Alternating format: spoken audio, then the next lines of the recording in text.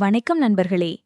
இன்று நாம போறது திருவாரூர் மாவட்டத்தில் இருக்கும் ஒரு அதிசயமான விநாயகர் ஸ்தலத்திற்கு. இதுதான் பூந்தோட்டம் கிராமத்தில் இருக்கும் ஆதி விநாயகர் திருக்கோவில்.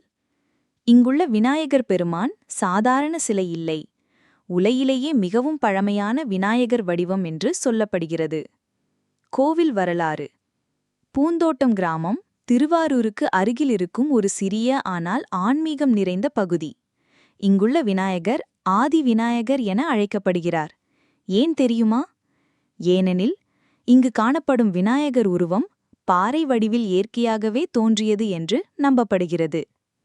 மனித கரங்களால் செதுக்கப்படாத சுயம்பு விநாயகர் என்பதே இங்குள்ள பெருமை.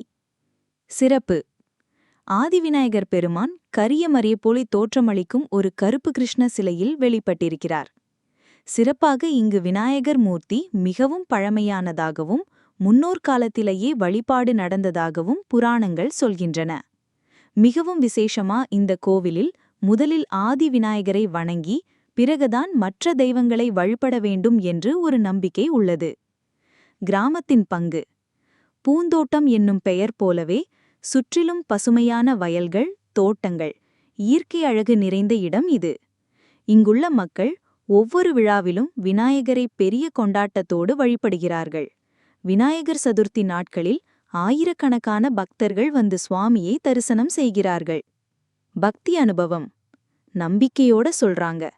இங்கு ஆதி விநாயகரை மனமார பிரார்த்தனை செய்தாலே தடைகள் நீங்கி வாழ்க்கையில் நல்ல தொடக்கம் கிடைக்கும். அதனாலதான் திருவாரூர் மாவட்டத்திலேயே முதலில் வணங்க வேண்டிய விநாயகர் என்ற பெருமையை பெற்றிருக்கிறார். முடிப்பு. நண்பர்களே, நாம பல விநாயகர் கோவில்களை பார்த்திருக்கலாம். ஆனா பூந்தோட்டம் ஆதி விநாயகர் கோவில் ஒரு தனித்துவம் மிக்கது. இது வரலாறும் பக்தியும் கிராமிய அழகும் ஒன்று சேர்ந்து நிற்கும் ஒரு தெய்வீக தலம்.